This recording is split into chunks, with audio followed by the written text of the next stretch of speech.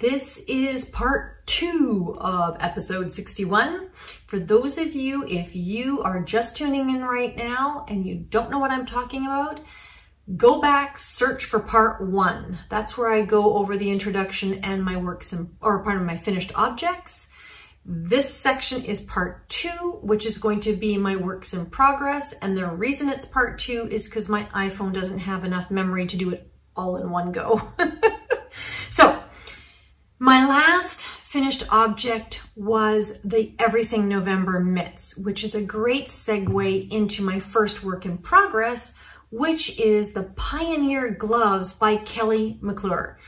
And that was a recommendation by one of my viewers. Thank you so much. I absolutely loved it. This is a free pattern, and it is another pattern that has the thumb gusset, which for me seems to be, I cottoned on very quickly that I think a thumb gusset is a good thing in a mitt.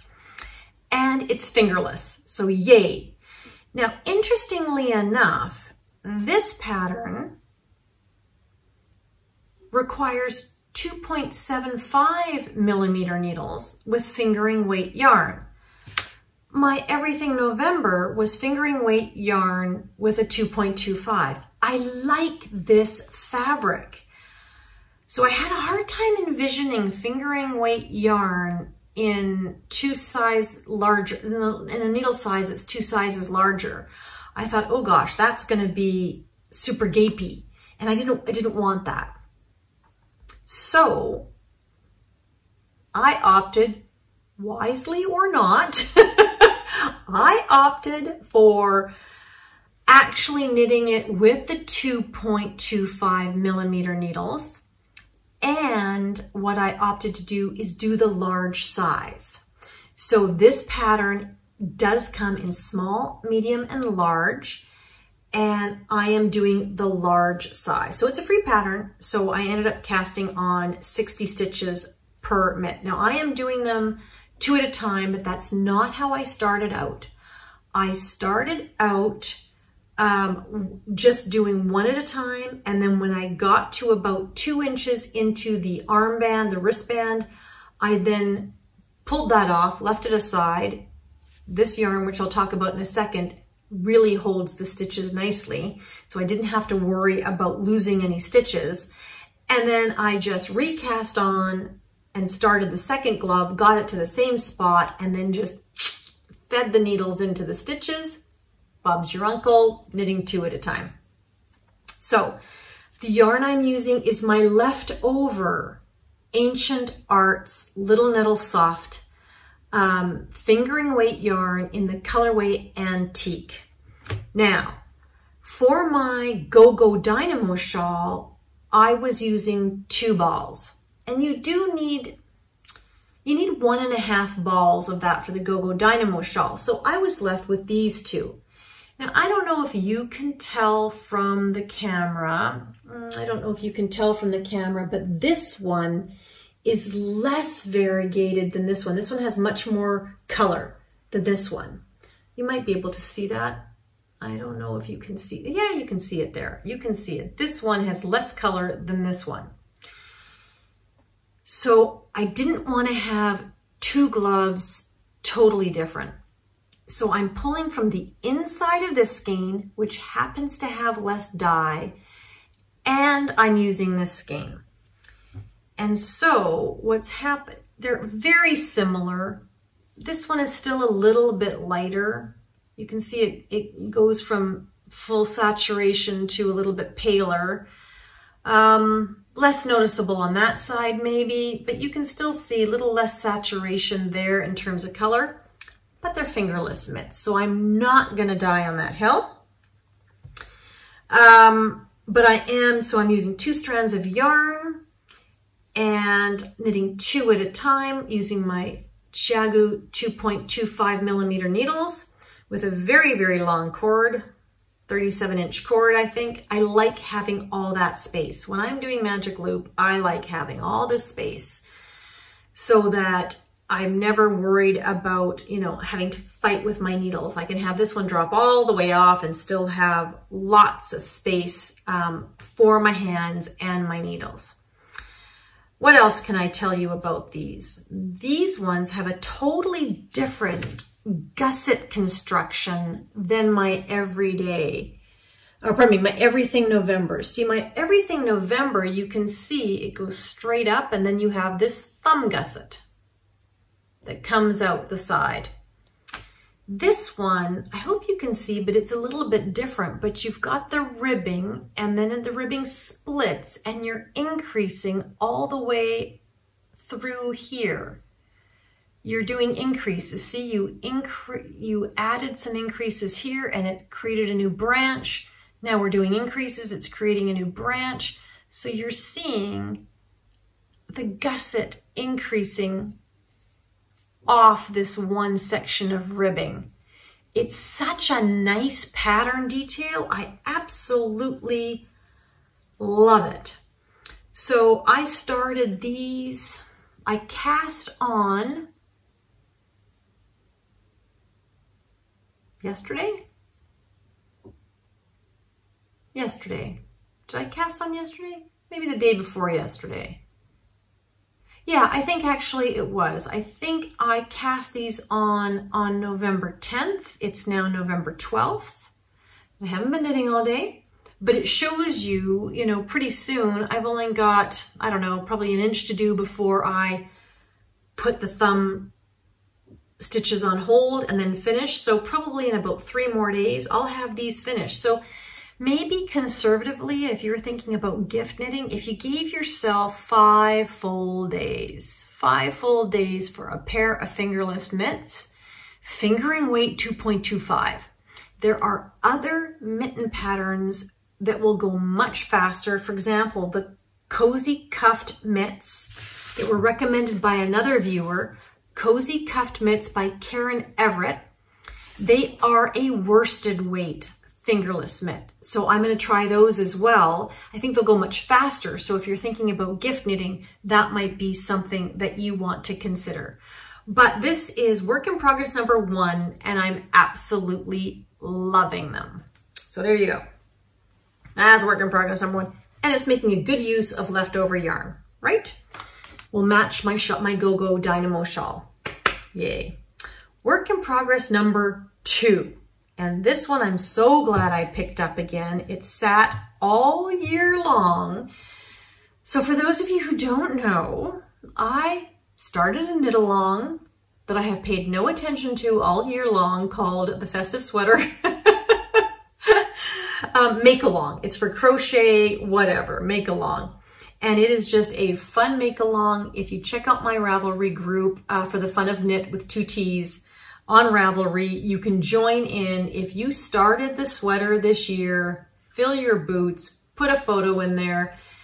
Also post your finished object. So you need to have a starting photo for this year and then a finishing photo for this year.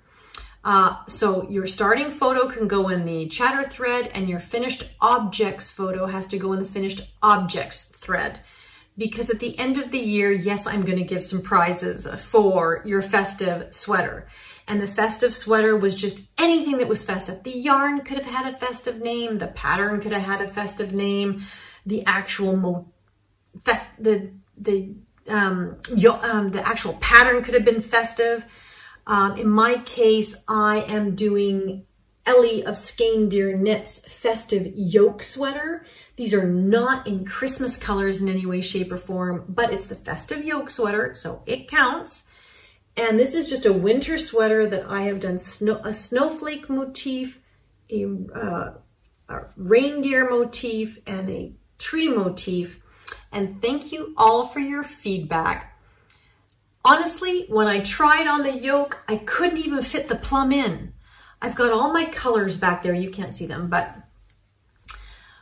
I couldn't even fit the plum in because when I tried this on, it already came down, like the yoke motif already came down to just where I was separating for the arms, for the sleeves.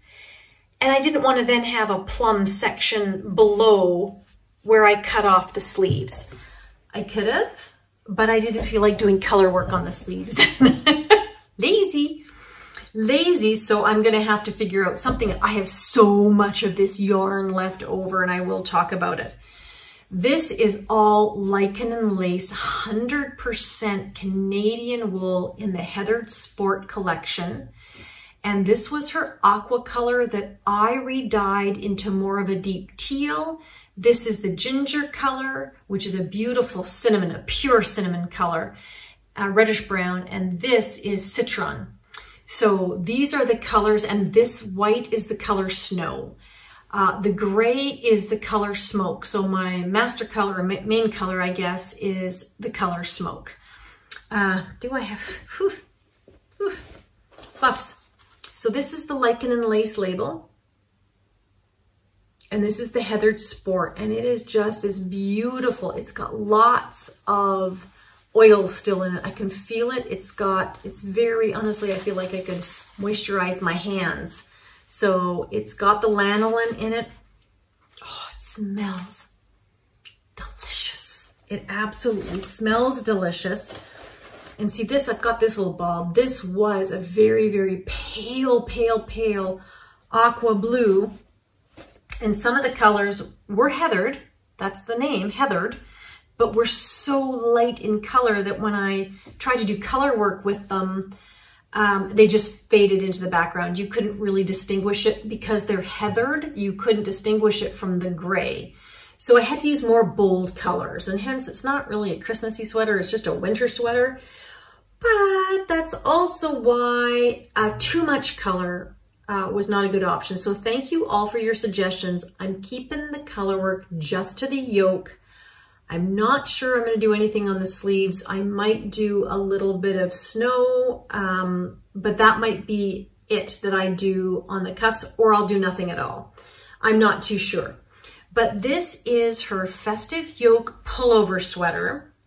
I did not know, or I bought it. I think I bought it when Ellie first launched this pattern. So this has been in my library for a long time. She has since launched a cardigan version, but I didn't want to repurchase the pattern. I figured I'd steek it. So as you can see down here, I have got my steek markers, and I have purled, knit 4, purled, knit 4, purled. So I have 11 stitches for my steek. So where it is purled in the middle is where I'll cut right up once I've finished. This is done on, I think these are these are 4mm needles.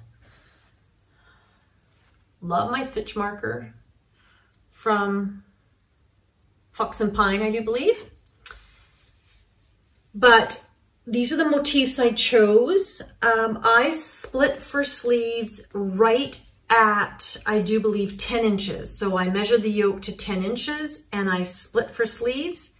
And so where you saw it last was right here. I hadn't quite finished the trees.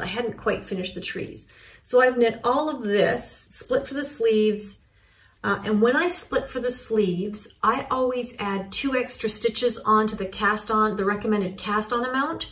And then when I do my first round of full knitting, I knit 2 together, one from the body and one from the sleeve. And I knit those 2 together so that I don't get a hole or a gap, or it reduces that visible gap.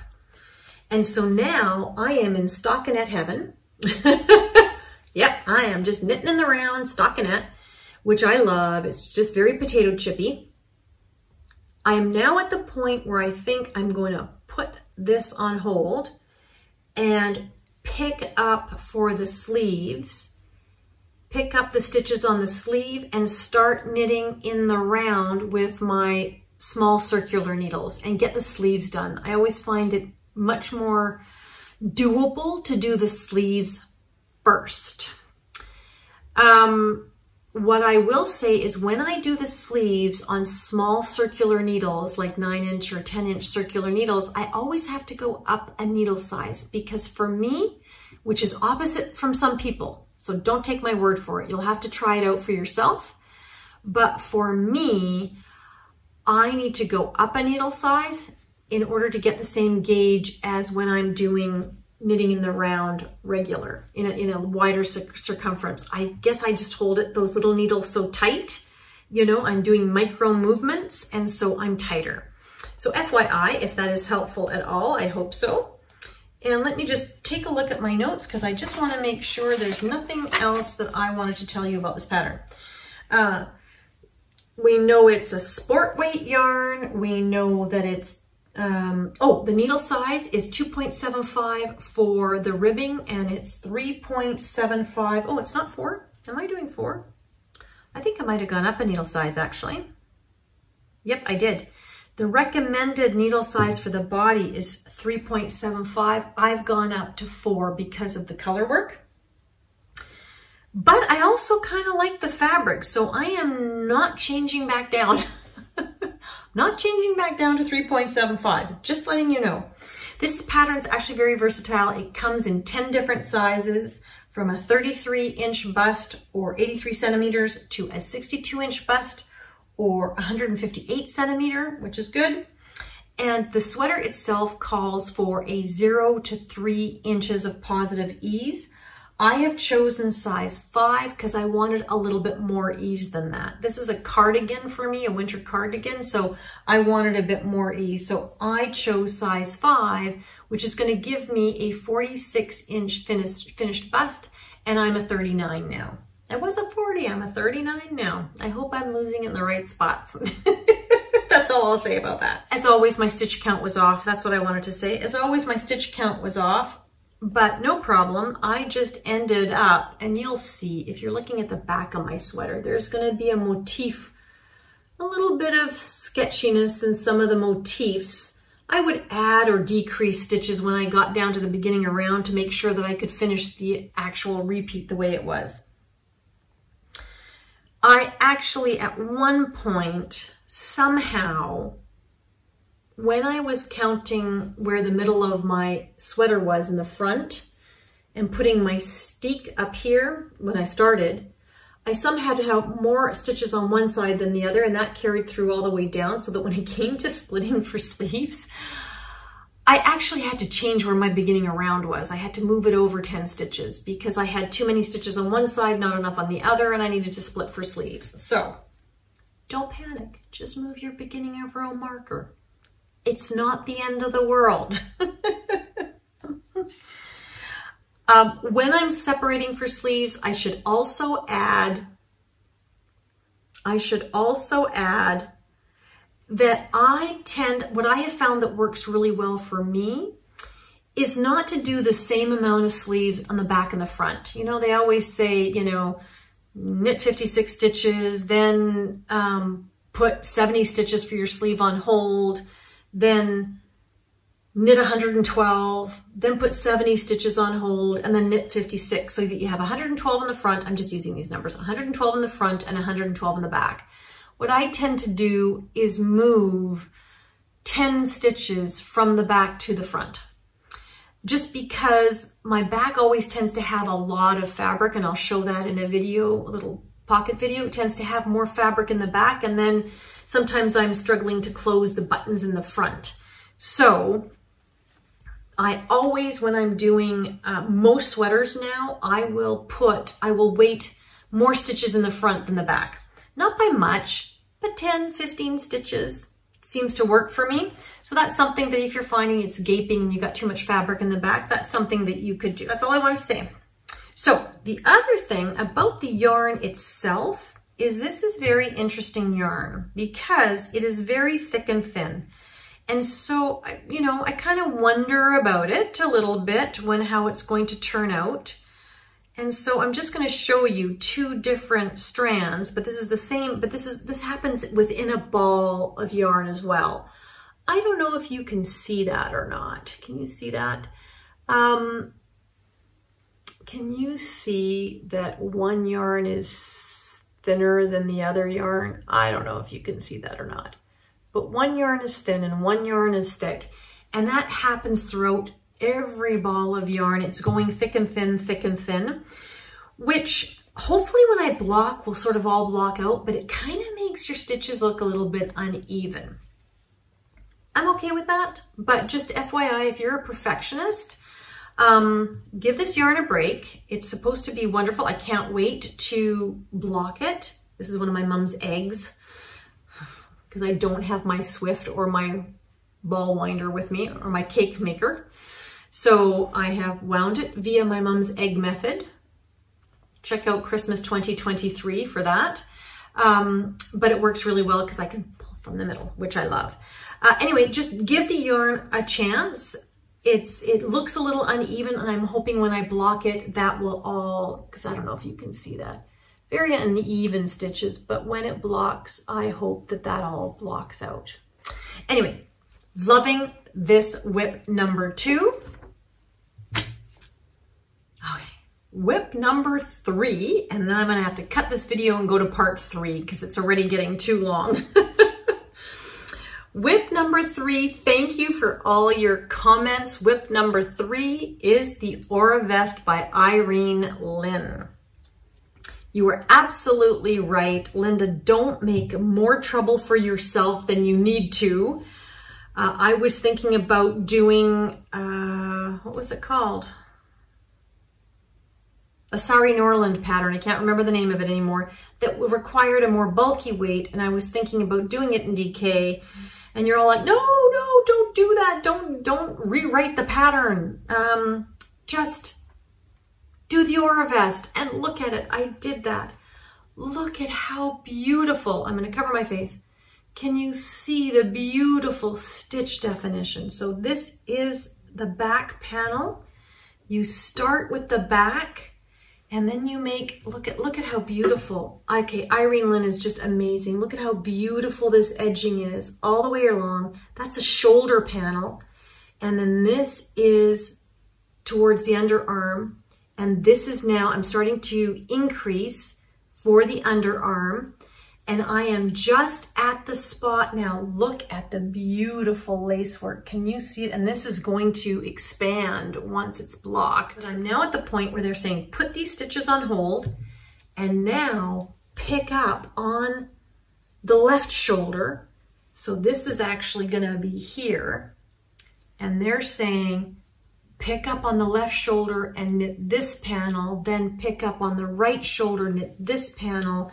When they come together, you join the front panel, the 2 panels, and you knit a bit, and then you do some increases for the underarm, and then you join both panels in the round and continue down. I can't wait. I think that's fabulous. I think it's absolutely fabulous. And this yarn is Katja Classic Merino DK, which I think is 55% merino, 45% acrylic. If this little bit of knitting is anything to go by, I think I have a fabulous, cost-effective favorite DK weight yarn. The stitch definition in this is amazing. Look at this. The color selection is really good. The price point is good. It's made in Spain. What can I tell you about that? It is a commercial brand yarn, but it is so soft, so plump. Classic, there you go. It's Classic Merino by Katja. And it is beautiful superwash yarn. I'm surprised I didn't know about it before. So the test will be the wearability of it in terms of does it pill. And I've been working with it and I've had to undo it and redo it a couple times. That is a Linda-ism. Nothing to say about the pattern. It's just I get distracted. Oh, you know you're doing a good job when all of your purl rows line up on the back. But oh, I love this pattern. It is so intuitive. It's so much fun. I am using, what am I using? I am using Hia or Haya, depending on how you want to say it. 4mm needles. This pattern, of course, requires a DK weight yarn. 4 to 11 inches of positive ease, depending on what you want. It only comes in 5 sizes, and that's because it's for 4 to 12, basically, inches of positive ease. So, it's supposed to be an oversized vest. That is how the vest is portrayed in the photos. So I would like to see this pattern be a little bit more size inclusive. But it basically fits a 44-inch bust, which is basically a 32-inch bust with 12 inches of positive ease, to a 61-inch bust with only 4 inches of positive ease. So really it would be like a 57-inch bust. So I would like to see it a little bit more size inclusive. It only requires anywhere from the smallest size 755 yards or 690 meters to the largest size 1300 yards or 1150 meters. I'm doing a size 2 because the finished bust would be a 49.5, which literally is 10 inches for me. Size 1 would only be 5 inches of positive ease for me. So that to me wasn't blousey enough. So I'm going for a size 2. And so the ribbing is supposed to be a 3.5 and the body is supposed to be a 4mm needle, which would be a US 4 and US 6. And so I have not changed that at all. So this is the Aura vest. Thank you very much for all your suggestions. And you were absolutely right. Aura vest won that hands down.